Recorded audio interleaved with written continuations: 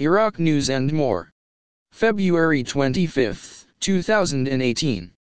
Transcript on iqdcalls.com. Analysis. Could elections resolve Erbil-Baghdad energy disputes?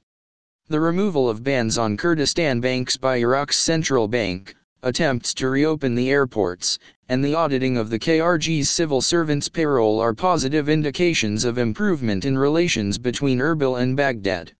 On the other hand, marginalization of Kurdistan at the Iraqi Reconstruction Conference in Kuwait, Iraq's continued pressure on oil companies and signing contracts with companies without considering the Kurdistan region are not positive indications.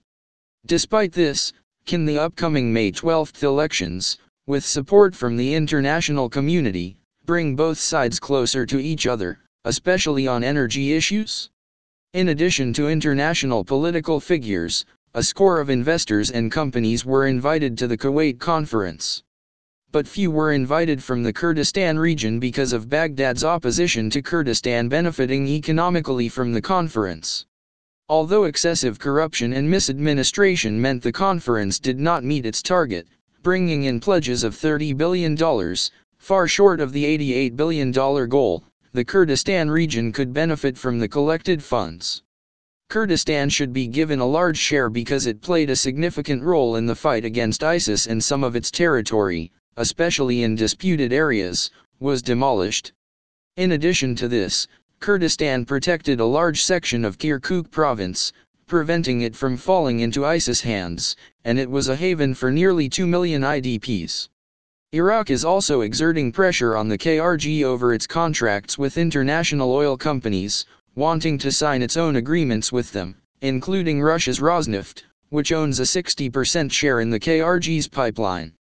At the beginning of this month, Iraq's oil ministry demanded Rosneft send a delegation to Iraq to discuss its contracts with the KRG. Oil Minister Jabbar al-Luabi is also expected to visit Moscow regarding this. Despite this, the Kurdistan region's oil sector has good news. Chevron will resume its operations in the Kurdistan region. GNL recently announced an increase of 40% at Tuktuk oilfield, and Russian companies have not wavered in their interest. This good news indicates the KRG can stand against Baghdad's plans to some extent. Iraq realizes that the Kurdistan region is experiencing a difficult financial stage. This is a strong point for Baghdad. But Iraqi parliamentary elections on May 12 may be a golden opportunity for Kurds because the United States and the international community are backing Haider al-Abadi's re-election. The United States knows that the formation of any new Iraqi cabinet requires Kurdish support. This has increased international pressure on Iraq to make an agreement with the Kurdistan region. The current political situation in the Kurdistan region, its disunity, and multiple electoral lists, will weaken Kurdish power in the Iraqi elections. However, the more unified Kurds are, the more likely it is that Baghdad will be willing to reach an agreement. Yajar Sadek is an economic journalist, financial market analyst, and director of media for DSIFs, an investment company in the Kurdistan region. Urgent parliamentary finance reveals new economic disappointment in Iraq. Baghdad, Al-Furat News, member of the Finance Committee MP Masoud Haider revealed the decline of Iraq's economic level to the level of African countries. The economic boom in Iraq is so bad that the Iraqi financial institution, which is considered a long-standing institution, has lowered its rating at the level of international institutions from C to D, Haider told Al-Furat television. We hoped after cooperation with the IMF and the International Bank to be on the level of Lebanon, Jordan, Morocco, and Tunisia economically, but we have fallen to the level of African countries in the economic situation. In another report, Standard & Poor's on Friday confirmed Iraq's credit rating at B/B with a stable outlook, but predicted a cut in oil production would affect economic growth in 2017. The credit rating agency attributed a stable outlook to expectations of continued budget control efforts in the next few years.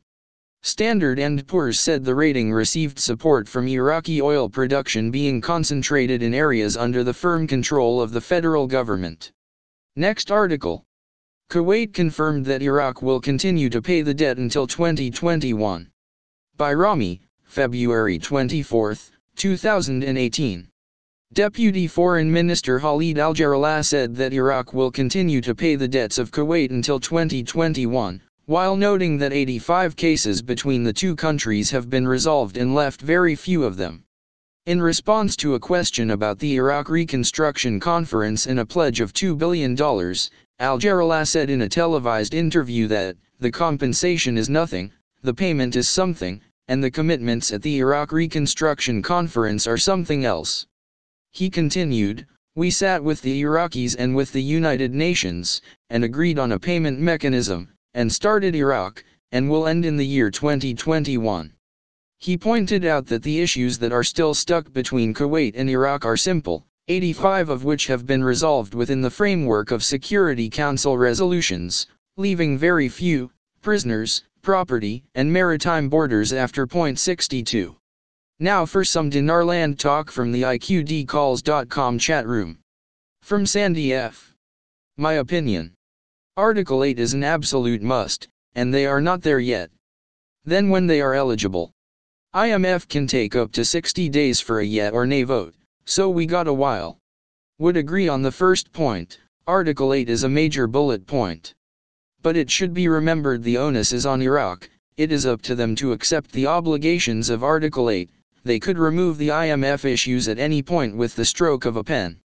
It is not about the parallel market rate, it is about the settlement of international invoices at a rate that deviates from the official rate.